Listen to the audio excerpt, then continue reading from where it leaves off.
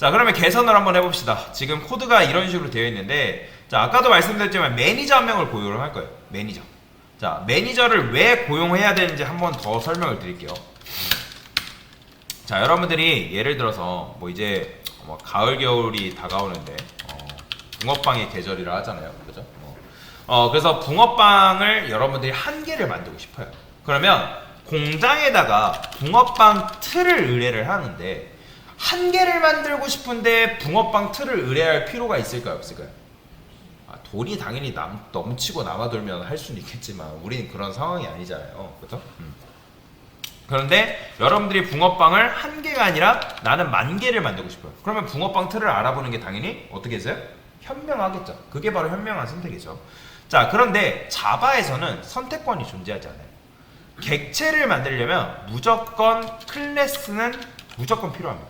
즉, 붕어빵이 뭐냐면 객체예요. 객체. 그러면 객체는 오브젝트죠. 그럼 붕어빵 틀은 쉽게 말해서 클래스라고 보시면 돼요. 그러면 결국에는 매니저를 만들려면, 매니저를 고용하려면 미 매니저를 고용할 수 있는 클래스가 있어야 된다는 거예요. 그러니까 그 매니저만의 객체가 있어야 된단 말이에요. 그러니까 객체를 우리가 지금 매니저를 한 명 고용할 건데, 사실 현실로 따지면 붕어빵 한 개를 만드는데 붕어빵 틀을 의뢰하는 거는 비효율적이란 말이에요. 근데 코드 프로그래밍 자바에서는 그렇게 비합리적이진 않다라는 거예요. 왜냐면 그런 매니저를 고용하려면 무조건 클래스를 만들 수밖에 없어요. 왜냐면 그래야지만 그게 바로 객체 지향 언어로서의 특징이기 때문에. 자, 그래서 저는 어떤 걸 도입할 거냐면 RQ라는 녀석을 도입을 할 겁니다. RQ라는 요 클래스를 도입할 건데, RQ는 리퀘스트예요. 리퀘스트. 자, 리퀘스트 뜻이 뭐죠? 요청이죠. 요청. 그죠? 그러면 무슨 말이냐면 유저 아티클 리스트, 뭐 페이지 이런 거 하나하나가 요청이란 말이에요. 요청. 이해되시죠? 그래서 저는 여기다가 위에다가 상단에다가 RQ 객체를 하나 만들 거예요. RQ 객체를 이렇게 만들 건데, 자, RQ한테 URL이라는 변수를 만들고 요 URL을 어떻게? RQ가 가지고 있게끔 만드는 거죠. 그러니까 매니저한테 아까 일 시킨다 했잖아요. 그죠? 그러니까 이게 지금 매니저한테 일 시키고 있는 거예요. 근데 자, 여러분들 생각을 해보세요. 이런 식으로 하는 게 나을까요? 아니면 RQ라는 객체가 태어나자마자 이걸 품고 있는 게 나을까요? 어떤 게 낫겠어요? 당연히? 그렇죠. 태어나자마자 센스 있게 품고 있는 게 낫겠죠. 자, 그러면 이렇게 이거 쓰려면 당연히 RQ라는 클래스가 뭐 필요해요? 뭐가 있어야 돼요? 생성자가 있어야 되잖아요. 그죠? 스트링 URL 그 다음에 자, 만들기 귀찮으면 Alt 인서트 누르고 컨스트럭터 누르십니다. 그러면 이렇게 만들어집니다. 알아서. 자, 주인이 URL 줬으면 한 귀로 듣고 흘려야 돼요? 아니면 간직하고 있어야 돼요? 당연히 간직하고 있어야죠. 그죠? 그러니까 매니저한테 일을 시켰으면 내가 존만 주인이니까 그 매니저가 그걸 품고 있어야 된다는 거예요. 그러면 자, 이제 RQ한테 뭐라고 하면 되냐면, RQ가 이미 고기 원육을 주인으로부터 받았어요. 그러면 RQ 그 다음에 get params,를 여기서 호출을 하는 거예요. 여기서. 그러니까 R집사라 할게요. 매니저 R집사한테 params 달라고 하는 거예요. params 달라. 그러면 원래는 내가 공장을 방문할 때, 주인이 공장을 방문할 때는 요걸 직접 다 썼어야 됐단 말이에요. 그죠? 그래서 내가 요 원육 다 무거운 거 들고 가가지고 URL 패스 다 주세요 해달라 하고 URL 파람 주세요 이런 식으로 공장에다가 요구를 했어야 됐단 말이에요. 그죠? 그러니까 원래 코드는 굉장히 요랬잖아요. 요렇게 보이죠? 굉장히 길죠? 그러니까 이게 지금 주인이 고기 원육 들고 방문하고 있단 말이에요. 근데 이게 귀찮다라는 거예요. 이게 너무 귀찮다라는 거예요. 그러니까 URL 패스 주세요 하면 URL 패스 유저한테 리스트 받는 거고, 그게 아니다 하면 요걸 주는 건데, 그 일을 누구한테 시킨 거다? 바로 매니저인 R집사한테 시킨 거예요. 그러면 R집사한테 야, 파람스만 가져와 라고 요청하면 얘가 알아서 나한테 파람스 넘겨주는 거고, 마찬가지로 RQ get URL 패스, 그러니까 패스 URL 패스 부분 나한테 가져와. 그러면 알아서 얘가 현명하게 URL 패스를 주면 되는 거예요. 그러면 이 상태에서 컨트롤 1 눌러보면 크리에이트 메서드 나오거든요. 그러면 여기서 현명하게 만들 수 있어요. 얘도 마찬가지로 컨트롤 1 눌러서 크리에이트 메서드 하면 이런 식으로 만들어진단 말이에요. 그러면 이제는 얘는 얍삽하게 요 URL을 누구한테 토스해주면 된다?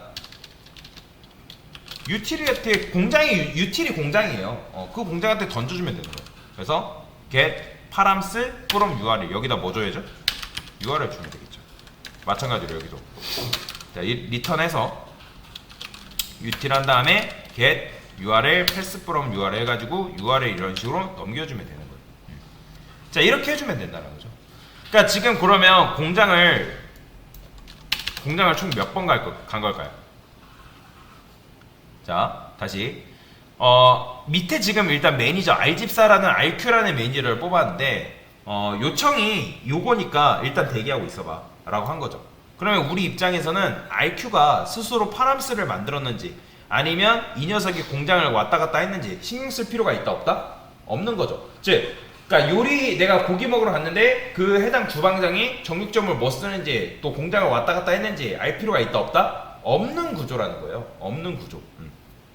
그러니까 즉 결과만 중요하게끔 만들어준 거예요.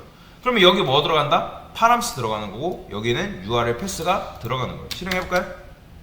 실행해보면 잘 나온다는 거예요. 그러면 제가 R집사한테 일을 한 번 더 시켜볼게요. 여기다가 파람스 한 다음에 이렇게 써볼게요. 그러면 R집사한테 파람을 2번 달라고 해도 될까요? 당연히 실행해보면 됩니다. 그죠? 돼요. 마찬가지로 URL 패스도 한 번 더 달라 하면 됩니다. 그죠? 돼요.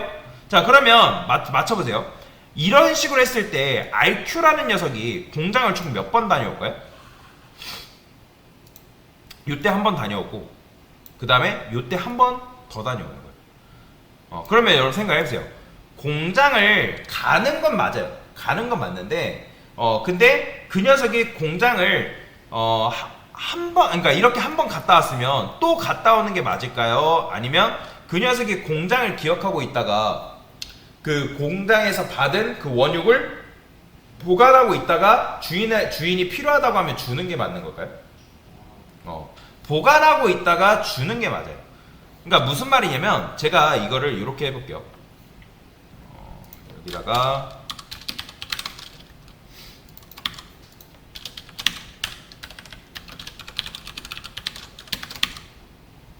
얘도 마찬가지로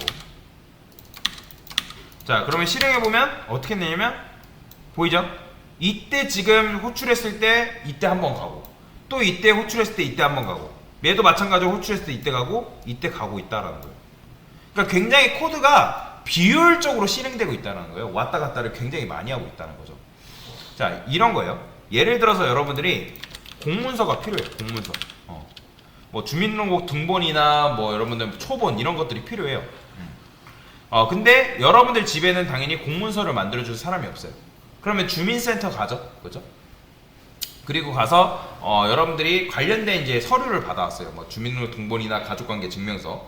그러면 그 가족관계 증명서가 원본이 필요한 데도 있겠지만 근데 내가 제출하려고 하는데 그 제출하고자 하는 곳에서 복사본이 필요하대요. 복사본. 그러면 여러분들 생각해보세요. 복사본이 필요한데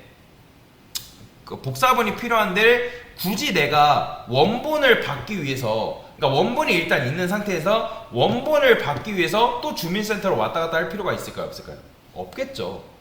당연히 여러분들이 일단 한번 갔다 오고 나서 기한 그런 거 제외하고 기한 빼고 여러분들 일단 한번 갔다 와서 그 공문서를 복사를 해두면 두 번째 필요할 때는 동사무소 갈 필요가 있다 없다? 없다라는 거예요. 그러니까 이런 거죠. 여러분들이 예를 들어 취업 준비생이에요. 내가 취업을 하는데 그 취업하는 회사에서 예를 들어서 가족관계 증명서가 필요하대요. 어떤 뭐 지원이 있어가지고 가족 구성원에 대한 정보가 필요하대요. 그래서 여러분들 가족관계 증명서를 주민센터 가서 뽑아왔단 말이에요. 근데 그 회사 내가 지원하고자 하는 그 회사마다 너의 그 가족관계 증명서의 원본이 아니라 복사본이 필요하다는 거예요. 그러면 굳이 내가 그 원본을 필요할 때마다 주민센터 왔다 갔다 하는 게 아니라 그 원본을 가진 상태에서 복사만 해두면 그 복사본을 이제 그러니까 지원하는 회사에다가 주면 되는 거란 말이에요. 그죠? 그러니까 그런 식으로 우리가 구조를 바꿀 건데 일단 지금은 그렇게는 안 했습니다. 지금은 그렇게 안 했어요. 그냥 일단은 구현이 먼저기 때문에 구현을 먼저 한 건데 사실 따지고 보면 굉장히 비효율적으로 코드가 실행되는 거예요. 공학적인 측면에서 조금 느리게 실행되는 건데 얘 구조를 차차 개선을 해볼 겁니다. 자, 지금 중요한 건 뭐다? 우리가 R집사를 도입을 했다. 그러니까 R집사를 그럼 도입해서 결국엔 좋은 점이 뭐냐? 이 녀석이 할 일을 줄여준다라는 거예요. 그러니까 코드의 유연함이 살아났다라고 보시면 돼요. 코드의 유연함이 살아났다라고 보시면 되는데, 그러니까 얘 할 일 따로. 그러니까 정확하게는 메인이 할 일은 메인한테만 딱 정확하게 부여하는 게 맞고, 각각의 클래스에는 그 클래스만의 고유의 역할을 부여하는 게 좋은 겁니다. 이해되시나요? 그러니까 메인이 이것도 했다가 저것도 했다가 이것도 하고 이것도 처리하고 하는 거는 굉장히 좋지 못해요. 나중에 멀리 봤을 때 유지보수 차원에서는 굉장히 불편해집니다. 그렇기 때문에 지금 이렇게 분리를 시킨 거고 메인이 할 일을 점차 줄여나간 거다라고 보시면 돼요. 그리고 RQ를 도입함으로 인해서 코드의 유연함이 살아났다 라고 생각하시면 좋을 것 같습니다. 지금은 이게 100% 이해가 안 돼도 좋습니다. 그냥 RQ가 도입이 됐고 RQ한테 일을 시키면 메인이 일을 조금 적게 할 수 있구나 라고 접근하시기만 해도 괜찮아요. 그런 식으로 그런 식으로 이해를 하려고 노력해야지 이거를 100% RQ가 뭐고 막 심층적으로 파고들면 여러분들 공부가 안 됩니다. 전진이 안 돼요. 그렇기 때문에 지금은 가볍게 이해하시고 얘를 어떻게 쓰는구나, 지금 기능적인 측면에만 집중을 하세요. 그래서 이렇게 RQ를 간단하게 도입을 해봤습니다. 됐습니다.